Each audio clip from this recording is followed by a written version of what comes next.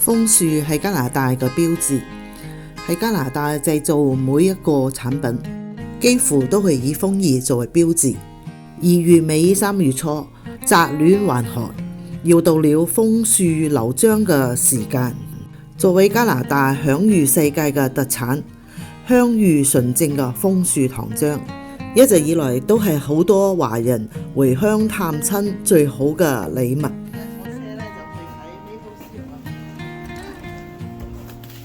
楓樹糖漿製作過程對於一啲新移民或者小朋友嚟講呢，佢哋非常有興趣。而家呢，又到咗1年1度嘅楓樹糖漿節，為期1個多月。我相信到時候會吸引好多啲學生啊、遊客嚟參觀。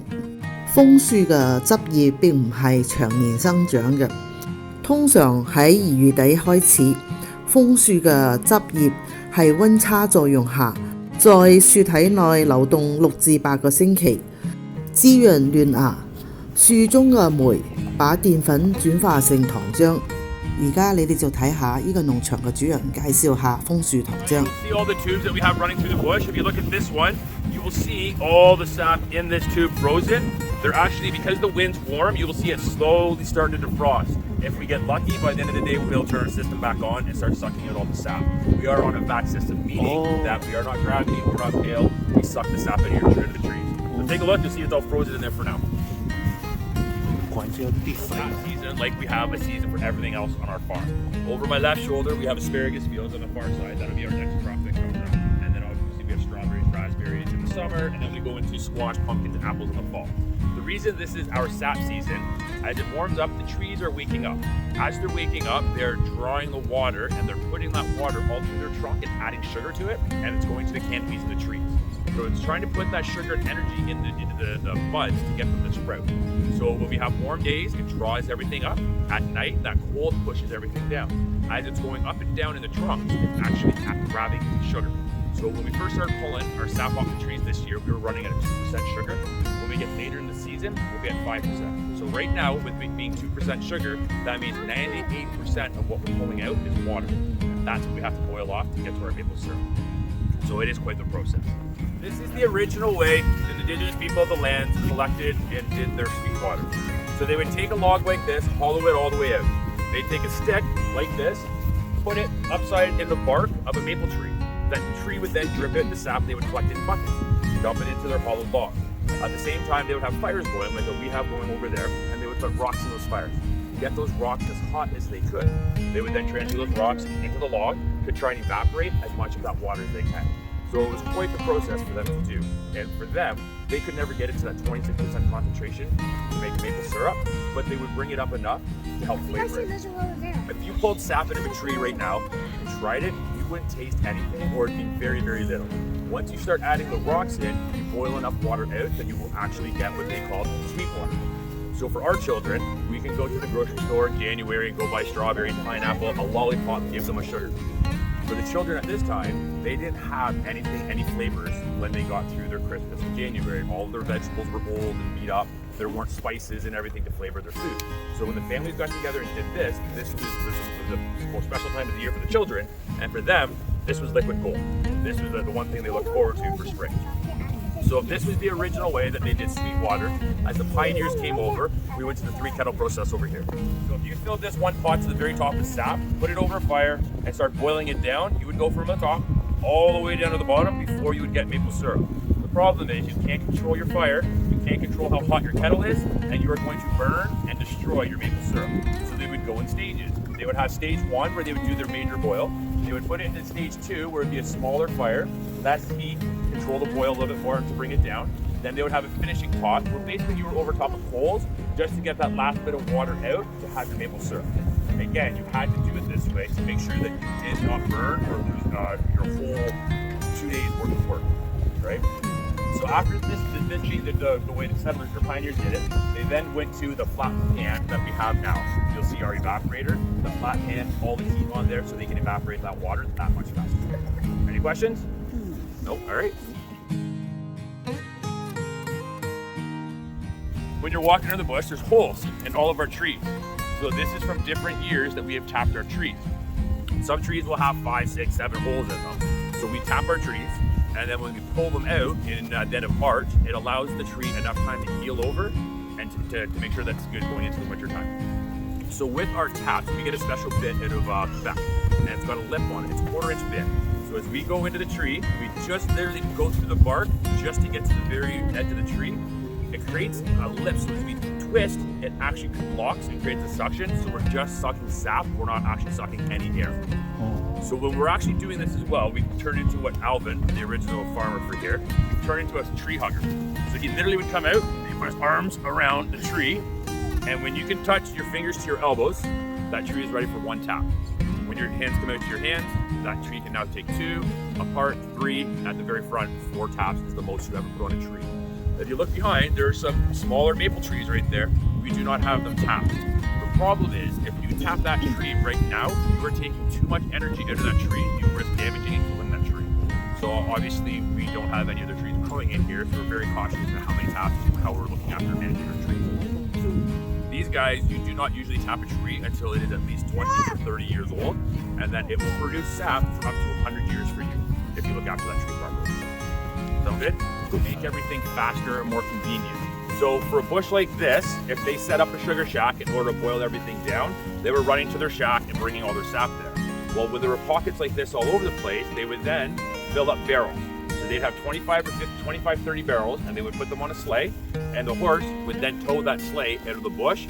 They would have one sugar shack, and they may have 5 or 6 different bushes that everything all got pulled from to that one place to do all the boil down. Again, just trying to make it a little bit more easier and convenient for them instead of trying to do that in 5 different locations. It was pretty neat. It's a Beehive. Yes. Yeah.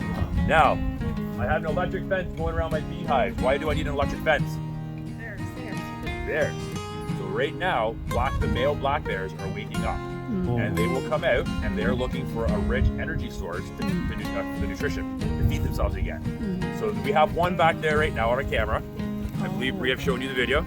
He's 450 pounds. Wow. He's a big boy. Well, so like we run into him in the back every once in a while. He just kind of blows his lips at you and he just keeps on walking, right? Which is awesome. But he will come down. And there's a multitude of bears here. And they will walk by, and when you go by that fence, you hear a little click. And when you hear that click, that's that current, and that's what they're listening for. And if he hears that, he just keeps on walking. 2 years ago, 3 years ago, my wife and I were in the pool with the kids. Bees started coming into our pool. The night before, the fence wasn't working, and he broke through, destroyed one of the hives, killed the queen, and the bees just went nuts. They didn't know what to do because they no longer had a queen. So they came to the pool because the chlorine is like a sugar water to them. So all of a sudden we're sitting there and we had 100 bees, 200 bees, 1,000 bees, 3,000 bees. And I'm like, oh my God. So then we realized what had happened. So you had to like, use soap and water around everything to deter them, to get them to go away. Once we fixed it, everything was fine, but it's not a lot of fun. But the cool thing is, you can come out here some days with snow and you'll see the paw prints as they come walking by, right? Checking out to see if there's anything they can get in there. It's pretty neat. There's a black market for maple syrup. So this guy working at a warehouse went in there and he started tapping the barrels and siphoning out maple syrup. At the beginning, he filled those barrels back up with water, then he got lazy and stopped. So when they went in and started doing an inventory, someone leaned on a barrel, they fell over. I thought, oh my goodness, what's going on? And they started checking everything. Turns out he got 3,000 tons, $18 million worth of maple syrup is what he stole. Now that's closer to $22, $23 million of maple syrup.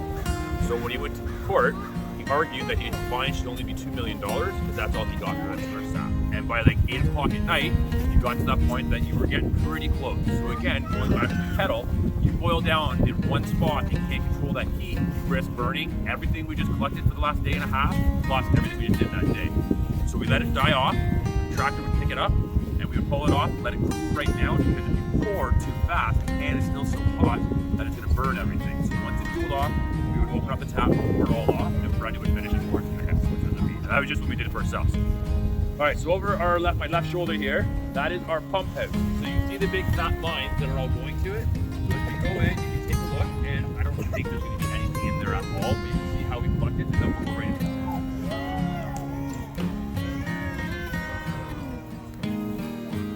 Unless it starts getting really cold again. Oh, let's see this, like this one here. You can see that is actually sap.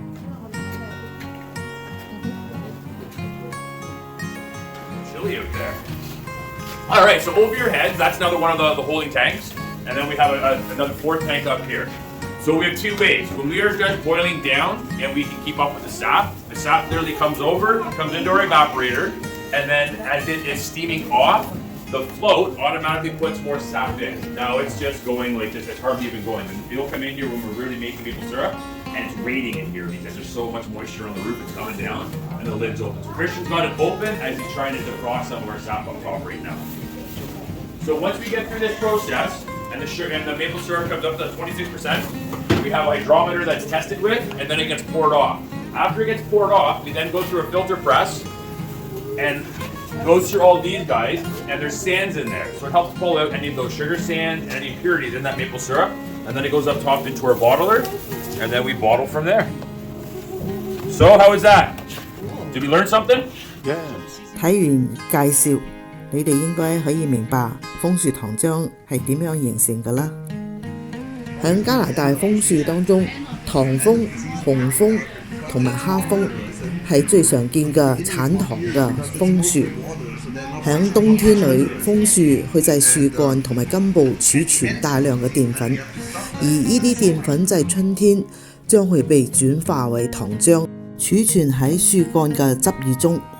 工人呢就喺楓樹幹上打個窿，楓樹汁便去沿住個窿呢流出，而呢啲汁液經過高溫加熱之後，蒸發了大部分嘅水分，就變成了楓樹糖漿。通常楓樹嘅樹齡係多少先至可以採集汁液呢？農場主人講，喺10幾年前，楓樹通常係生長大約40年，周長呢為80厘米時，楓樹才可以採集汁液，但只能夠掛一個桶採集。周長120厘米就可以同時掛2個桶，周長160厘米就可以掛3個桶，200厘米就可以掛4個桶。睇完啦。係啊，今日上咗一課寶貴嘅課，即係認識maple syrup 咧點樣去由現代 update 以前我見佢揾個 tap 揾個桶咁啊滴下咁滴落個桶度，依家唔係啦，依家佢咧就插晒條喉，咁啊轉個窿，咁啊塞咗落棵樹嗰度，咁然後咧等佢流出嚟，流到咁上下咧，咁佢入面咧有個泵，咁開着個泵咧，咁啊吸佢呢啲 maple syrup 個咁然後咧入去再去煮佢啊，咁咧去做啲 maple syrup。點樣保存楓樹糖漿呢？如果係100%天然冇防腐劑嘅楓樹糖漿，一旦開咗呢，就應該放喺雪櫃冰箱之內。真正純正嘅楓樹糖漿並不會因此而凝固，一旦回升到常溫，佢就好似新鮮嘅楓樹糖漿一樣啦。哎呀，你走去邊啊？拱佢入去裏邊啊嘛，豬欄度啊嘛。係咯，呢啲全部都係用舊車胎嚟做嘅馬仔，你睇下係咪好有創意呢？有機會整呢個船仔。